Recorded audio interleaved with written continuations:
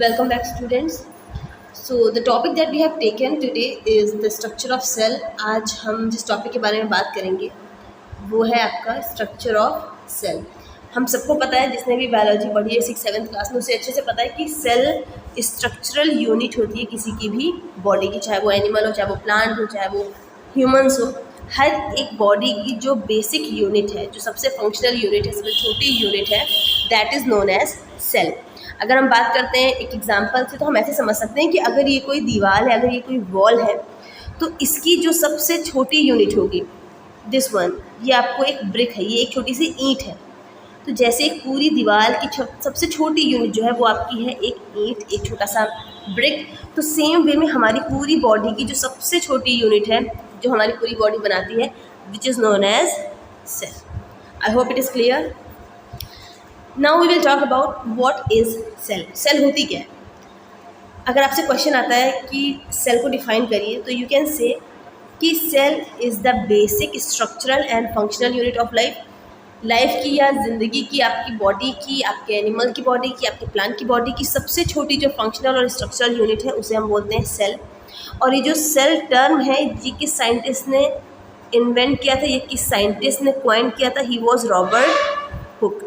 इन्होंने अपने self made microscope में सेल को देखा था, और सेल का जो नाम सेल इसलिए पड़ा क्योंकि उस माइक्रोस्कोप में इनको उस सेल का स्ट्रक्चर कुछ इस तरीके के दिखाई पड़ा था, ऐसे। और इस स्ट्रक्चर जो ये था, उस टाइम पे ये जेल का हुआ करता था, मतलब कस्टडी जो आपकी जेल होती है, उस ज़माने में सेल का स्ट्रक्चर ऐसा ही था। तो इन्होंने जब माइक्रोस्कोप के अंदर इस सेल को इस स्ट्रक्चर का पाया, तो इन्होंने इसका नाम भी सेल रख दिया। Antonie van Leeuwenhoek saw the living cell. अच्छा, रॉबर्ट हुक ने जिस सेल को देखा था वो डेड सेल थी, बट एंटोनी वॉन लीवेनहुक ने जिस सेल को देखा था पॉन्ड के वाटर में, वो लिविंग थी। मीन्स उन्होंने जिस माइक्रोस्कोप के अंदर पॉन्ड के वाटर के अंदर सेल्स देखी थी, वो आपकी सेल्स लिविंग थी। तो दोनों ही साइंटिस्ट का अपना अपना कंट्रीब्यूशन है। अब हम बात करते हैं कि टाइप्स ऑफ सेल। सेल कितनी टाइप्स की होती हैं? तो टाइप्स ऑफ सेल में सबसे पहले आता है आपका प्रोकैरियोटिक, और दूसरा है आपका यूकैरियोटिक। प्रोकैरियोटिक का मतलब होता है कि ऐसी सेल जिसके अंदर जो सब्सटेंस है, जो ऑर्गेनेलीज हैं, वो बहुत ही ओल्ड टाइप के, प्रिमिटिव टाइप के, पुराने टाइप के हैं। जैसे सबसे पहले जो अर्थ पे कोई भी मॉलिक्यूल बना होगा वो बैक्टीरिया रहा होगा, तो बैक्टीरिया सबसे ओल्डेस्ट में आता है। तो जो चीज़ सबसे ज़्यादा ओल्डेस्ट है, उसका जो ऑर्गेनेलीज है, जो उसका मटेरियल है, वो भी कैसा है? प्रोकैरियोटिक टाइप है। मीन्स इसका जो न्यूक्लियस होगा वो पुराने टाइप का होगा। अभी आपको न्यूक्लियस नहीं पता होगा, मैं आपको एक बेसिक स्ट्रक्चर समझा देती हूँ कि सेल की स्ट्रक्चर होती कैसे। मान लीजिए ये आपकी कोई सेल है, दिस टाइप, ये अगर आपकी कोई सेल है, इसके अंदर यहाँ पर एक न्यूक्लियस प्रेजेंट होता है। तो ये न्यूक्लियस जो प्रोकैरियोटिक सेल का होता है, वो बहुत पुराने टाइप का है। मतलब क्या है पुराने टाइप का होने का? मतलब है कि इसके ऊपर कोई कवरिंग नहीं है, ये कवरिंग सिर्फ यूकैरियोटिक वालों में प्रेजेंट है। तो that is why they are known as true type of nucleus. वो सेल जिसके अंदर न्यूक्लियस एक अच्छी सी मेम्ब्रेन, एक अच्छी सी कवरिंग के अंदर प्रेजेंट है, उसे हम बोलेंगे यूकैरियोटिक टाइप ऑफ सेल। और जिस सेल के अंदर न्यूक्लियस ऐसे ही बिखरा हुआ है, विदाउट एनी मेम्ब्रेन, न्यूक्लियर की कोई मेम्ब्रेन नहीं है आसपास, उसे हम बोलेंगे प्रोकैरियोटिक। अब हम सिंगली एक सिंपल बात कर लेते हैं कि स्ट्रक्चर कैसी होती है सेल के। हम सबको पता है कि सेल की स्ट्रक्चर इस तरीके से है। एक सिंपल सा मैं आपको एक डायग्राम के थ्रू समझाती हूँ कि एक्चुअल सेल होती कैसे। Just wait. So here is the structure. ये जो आपका स्ट्रक्चर बना हुआ है, जो डायग्राम आपको दिख रहा है, this diagram is of animal cell. तो एनिमल सेल को अगर आप बहुत ध्यान से देखोगे तो आपको एक चीज़ दिखाई पड़ेगी। सी इन द डायग्राम, जो ऊपर वाली आउटर लेयर है, इसको हम बोलते हैं सेल मेम्ब्रेन। और सेल स्ट्रक्चर का सबसे पहला जो पॉइंट है वो है आपका सेल वॉल। तो मतलब क्या है इसका मतलब सिंपल से ये है कि जो सेल वॉल स्ट्रक्चर है, it is only present in plant cell. और हमने जो डायग्राम बनाया हुआ है वो एनिमल सेल का है। अगर ये प्लांट सेल होती तो इसके ऊपर एक तरीके की कवरिंग होती, इस तरीके से एक मोटी सी नॉन लिविंग रिजिड कवरिंग होती। अगर ऐसा होता तो ये आपकी प्लांट सेल बन जाती। और इस आउटर स्ट्रक्चर को हम बोलते हैं सेल वॉल, जो कि एनिमल सेल में नहीं होती। अब जब एनिमल सेल में सेल वॉल है ही नहीं, तो सबसे पहली लेयर जो आएगी वो आपकी कौन सी हो जाएगी? Cell membrane.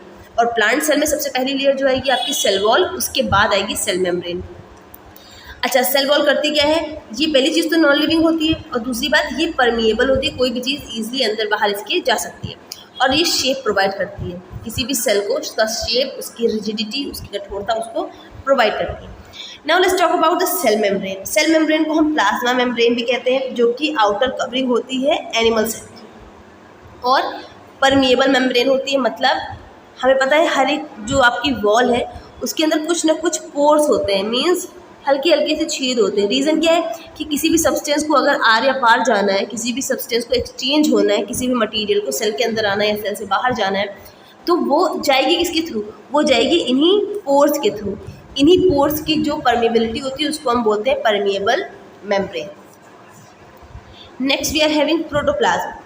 अगर हमने सेल का स्ट्रक्चर थोड़ा सा ध्यान से देखा होगा तो सेल के स्ट्रक्चर में एक चीज़ आपको क्लियर हो गई होगी कि ये जो स्ट्रक्चर है, यहाँ पे आपका न्यूक्लियस था, ये जो लिक्विड फिल होता है यहाँ पर, इसे हम बोलते हैं साइटोप्लाज्म, और जो लिक्विड यहाँ फिल होता है इस न्यूक्लियस के अंदर उसको हम बोलते हैं न्यूक्लियोप्लाज्म, और इन दोनों का मिक्सचर हम बोलते हैं प्रोटोप्लाज्म। अब डायग्राम में देखिए, यहाँ पर ये जो लिक्विड फिल है, ये सारा लिक्विड जो यहाँ पर फिल है, दिस इज, अगर इस वाले स्ट्रक्चर की अगर हम बात करें सेल की, तो जो लिक्विड यहाँ पर फिल है और जो लिक्विड इसके अंदर फिल है न्यूक्लियस के अंदर, ये वाला पोर्शन, दिस वन, ये दोनों मिलके आपका क्या बनाते हैं? प्रोटोप्लाज्म। अब हम सिंगली वन बाय बात कर लेंगे साइटोप्लाज्म की। तो cytoplasm is a liquid that is present outside the nucleus. अगर ये सेल मेम्ब्रेन है और ये न्यूक्लियस है, तो ये जो लिक्विड है वो यहाँ भरा हुआ है, और द साइटोप्लाज्म के अंदर ही क्या होती है? माइटोकॉन्ड्रिया प्रेजेंट होता है, गोल्गी बॉडीज होती हैं, एंडोप्लाज्मिक रेटिकुलम होता है, और लाइसोसोम्स वगैरह होती हैं। नेक्स्ट न्यूक्लियोप्लाज्म, यानी वो लिक्विड जो न्यूक्लियस के अंदर प्रेजेंट है, यानी अब तक तो हम इसकी बात कर रहे थे, इस वाले लिक्विड की। अब हम जो बात करेंगे वो करेंगे इस वाले लिक्विड की जो न्यूक्लियस के अंदर प्रेजेंट है, इस बोलेंगे न्यूक्लियोप्लाज्म, ठीक है। और ये 80% जो होता है वो वाटर ही होता है, पानी ही 80% उसमें होता है, बाकी मिनरल्स और जो आपके जो भी चीज़ें होती हैं, ऑर्गेनिक मटेरियल, सॉल्ट वगैरह प्रेजेंट होता है। अब हम बात करते हैं एनिमल सेल की और प्लांट सेल की। जो नॉर्मली जो डिफरेंस होता है वो ये होता है कि एनिमल सेल्स जो होती हैं वो प्लांट सेल से थोड़ी सी छोटी होती हैं। सेल वॉल भी नहीं होती है, प्लास्टिड्स भी नहीं होते। प्लास्टिड्स आपको पता है जो कलर्ड मटेरियल होता है ना, आपको पता है plants are greenish in colour, तो उसका रीज़न ये है कि दे आर हैविंग प्लास्टिड्स। तो कौन कौन से डिफरेंस हमने देखे? पहली चीज़ तो वो छोटी होगी, दूसरी बात सेल वॉल एब्सेंट होगी, और प्लास्टिड्स भी एब्सेंट होंगे एनिमल सेल में, और वैक्यूल्स भी होंगे, वो छोटे होंगे। वैक्यूल्स का मतलब होता है ऐसे सब्सटेंस सेल के अंदर जो खाली पोर्शन लेके बैठे हैं, मतलब छोटे छोटे से स्पेस होते हैं जिनके अंदर वेस्ट होता है, जिनके अंदर अदर सब्सटेंस फिल होते हैं। जैसे आपके घर में स्टोर रूम होता है, वैसे ही सेल के अंदर भी वैक्यूल प्रेजेंट होते हैं। अब प्लांट सेल का स्ट्रक्चर यू कैन सी कि यहाँ पर एक आउटर कवरिंग है, that outer covering is, this is known as cell wall, and this is nucleus. Cell wall larger होती है एनिमल सेल से, इसमें प्लांट सेल लार्जर होती है। दूसरी बात सेल वॉल भी प्रेजेंट होती है, प्लास्टिड्स भी प्रेजेंट होते हैं, वैक्यूल्स लार्जर होते हैं, और सेंट्रोसोम एब्सेंट होता है। Now what is centrosome? Centrosome आप पढ़ेंगे जब आप सेल डिवीजन पढ़ेंगे, जब एक सेल डिवाइड करती है तब कैसा होता है, क्या होता है, वो उस वक्त इस क्रोमोसोम का वर्क आता है। So it was all about the cell. अब हम cell organelle, it was all about the cell. अब हम सेल ऑर्गेनेली के बारे में अपनी नेक्स्ट वीडियो में बात करेंगे। So thank you so much for joining me. If you have any query, you can text me in chat section. Thank you so much. And don't forget to subscribe, like and share. Thank you.